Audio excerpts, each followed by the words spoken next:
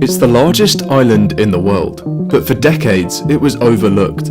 A seemingly irrelevant, remote, frozen wasteland owned by Denmark. But since Trump came to office, he's been obsessed with trying to take it, even floating the idea of buying it outright. Up until now, those attempts haven't exactly worked out. This time, however, things are looking very different. A couple of years ago, the idea of forcibly seizing territory from a NATO ally would have been totally unthinkable. But with the US invading Venezuela, detaining its president, and facing little more than diplomatic outrage in response, it's become abundantly clear that those old rules don't seem to apply anymore. And Trump is clearly punch-drunk on the idea of expanding America's reach. If he were to decide to take the island by force, it doesn't seem like anybody could stop him, something which looks more and more likely by the day. Trump himself claimed the US needs Greenland, and even joked about plans to make Greenland great again. Yet the real reasons for his obsession with the island are far more abrupt. Greenland's location is unique, sitting almost halfway between North America and Europe, and within touching distance of some of the most strategic waters in the world. But the thing is, the US already has military bases here, and if they wanted more, they could probably just ask Denmark and be allowed. Trump's interest comes from something else. Beneath its icy surface lies an abundance of rare earth minerals, and potentially some of the largest oil deposits in the world, with an estimated value of upwards of $4 trillion, around 20% of the entire past production of the United States. Geographic, military, and economic potential have transformed this icy island into one of the biggest geopolitical flashpoints of the last decade.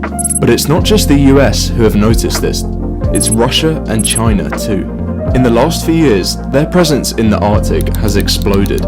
Both have invested billions in the region, from an Arctic Silk Road project to even bidding on vital infrastructure in Greenland itself. As this threat grows, the US is getting increasingly desperate and increasingly unpredictable, which raises a deeper question. What is it about Greenland that made it so valuable, and why is the US willing to risk so much to secure it? To understand this relationship, we first need to go back in time. Believe it or not, this isn't the first time the USA has tried to buy Greenland. You see, Greenland is owned by Denmark, but in World War II they were invaded by Nazi Germany, and suddenly the island and the United States was at risk. Before this, there had been plans to buy Greenland and Iceland, but here is where they first entered the scene, being granted the right to protect the island against non-US powers, and even set up radio stations and military posts. And when the war ended, the United States decided that they quite liked having a foothold in Greenland. And so they made an offer to Denmark, $100 million in gold, worth around $1.6 billion in today's money. But to the US's surprise, they were told no. Instead, what they could do was keep a military presence here, and essentially keep protecting the island from a new threat, the Soviet Union. And so in 1953, they set up this airbase here, in northern Greenland, with around 10,000 US personnel. And they didn't stop there, setting up many more across the island, marking the northernmost outpost for the American military. It's easy to see why. Because of the curvature of the Earth, these positions were sometimes just 3,000 miles from Moscow, and were crucial for providing a line of defense and radar against the Soviet Union, and also served as the perfect spot to launch high-altitude reconnaissance missions into enemy territory. It seemed like the US would keep expanding its presence on the island. But then the Cold War ended, and in the 90s, American interest kind of faded. Equipment was abandoned, and even whole towns were sold for as little as $1. It seemed like this sparsely populated island would slowly fade away again. But that has all changed. After patrolling Greenland's coastal waters, researchers from the US Geological Society made an enormous discovery. Back in 2008, they estimated Greenland could hold over 52 billion barrels of oil. To put that into perspective, in 2023, the United States has proven reserves of 47 billion barrels. If these estimates are correct, Greenland has the potential to double the United States reserves.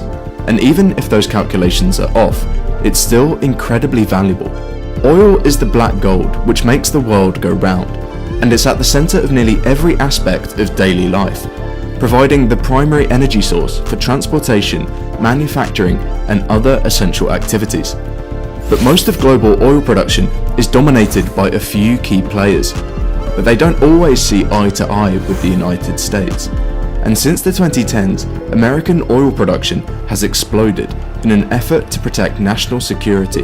It's estimated that 13% of the undiscovered oil and 30% of the gas worldwide is in the Arctic, along with a host of other resources. As a result, Arctic nations, including the US, have become very interested into tapping into these resources to facilitate economic growth, generate revenue, and protect economic interests. The retreat of sea ice and glacial melt is making these resources more and more accessible, and Greenland serves as the perfect space to take advantage of this. But there is a problem. Greenland doesn't want to extract the oil. In July 2021, they banned all new oil and gas exploration, citing environmental concerns and high extraction costs as the main reason for the ban, stating the price of oil extraction is just too high. But if we know one thing about Trump, is that he doesn't really believe in climate change, and he has often called it at times a hoax, and promotes mantras like drill baby drill. So it seems that Greenland's value is far more than just strategic. But believe in it or not, ice levels in the Arctic have been receding, and that is changing the way we view the area. You see, most of our planet is covered in water, but not up here in Greenland. This ocean has always been frozen and inaccessible to anyone who wants to cross it by boat, apart from under very specific circumstances. But as more carbon has entered the air, more and more heat is being trapped in the Earth, and it's been heating the globe. Just by a few degrees, but by enough to make some significant changes, reducing the level of ice every single year. The Arctic Ocean specifically is heating 4 times faster than anywhere else on the planet, and it's completely changing the way the geopolitical game is being played. Melting ice is uncovering new shipping lanes, like the Northwest Passage. These Arctic routes are dramatically shorter than traditional ones, and right in the heart of almost all of these routes is Greenland, placed directly to take advantage of this. For example, a journey from Asia to Europe through the Arctic could cut weeks of global shipping times compared to routes through the Suez or Panama canals.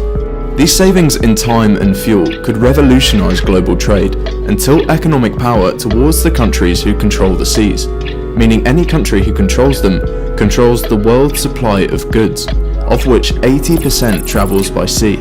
And in just the last 10 years alone, the number of ships passing through the Arctic has already increased by 30%, a number which will only get bigger. But unfortunately for the United States, they are not the only player making moves in the Arctic. And this is part of the reason why Trump has labelled Greenland as critical for the future of the United States security. In recent years, Russia has been rapidly militarizing its Arctic frontier, building dozens of military bases along its northern coastline. They've even gone as far as planting a flag under the North Pole to stake their claim over the Arctic territory. And even China, a nation not close to the Arctic, has stepped up its presence in the area, and even made billions of dollars of investments in Greenland itself. And even before Trump made these bold claims, the US had begun to respond, reopening the US consulate in Nuuk in 2020 for the first time since 1953, and committing $4 billion to upgrade the Toole Air Base, improving things like runways and even the local transport. And to Donald Trump and his second term in presidency, the US national security seems to be high on his agenda, or perhaps more importantly, marking America's sphere of influence. He has made remarks about Canada joining the United States, along with the Panama Canal, and even renaming the Gulf of Mexico to the Gulf of America. But his obsession with Greenland seemed more concrete, having now been a theme of both of his terms. This leaves the question, how can he buy it, and how much would it actually cost? Now, Greenland's strategic might is all well and good, and it has an incredibly valuable piece of land. But there's a problem in Trump's plan. Currently, it belongs to Denmark, and they have said many times that it's not for sale. In fact, they've also just invested another $1.5 billion to boost the island's defense, For most presidents, that fact alone would put the possibility of its acquisition firmly out of the question. After all, invading another NATO member has traditionally been viewed as an absolute red line. But in today's world, that assumption is starting to look far less certain. In fact, the White House press secretary herself refused to rule anything out, saying that all options remain on the table when asked about the issue. The truth is that if the US were to go all out on an invasion and take the land by force, there isn't anybody who would be able to stop them. With that being said, this is far more likely a negotiating tactic, an attempt to pressure Denmark into coming to the table, rather than a genuine plan for war. But even if Denmark itself were willing to sell, how would they even be able to come up with a price? Modern examples of countries trading land are pretty rare these days, but there was an example somewhat similar back in 2017, where Egypt transferred sovereignty over Tiran and Sanafir Islands to Saudi Arabia in exchange for a $22 billion aid package. And while putting a precise estimate on the value of Greenland is like guessing the length of string, some estimates have been closer to $2 trillion, which even for America is a lot of money, especially for an incoming administration which wants to reduce its national debt and cut taxes. While it is technically independent, both Denmark and Greenland know that if the US comes knocking, then there's not much that really can be done. And even 50 years ago, Greenland's fate seemed tied to American power, and as of 2009, it's had the recognised right to become fully independent if it chooses. It seems then that this could be the chosen path, to convince the people of Greenland to join the United States, rather than using economic or military might. While many laughed off Trump's comments about Greenland in the first term about being just another one of his tweets, it seemed like this time there is real weight behind it. But even if America does not purchase the land, as ice continues to melt, its value and spot in the world of geopolitics is only going to rise.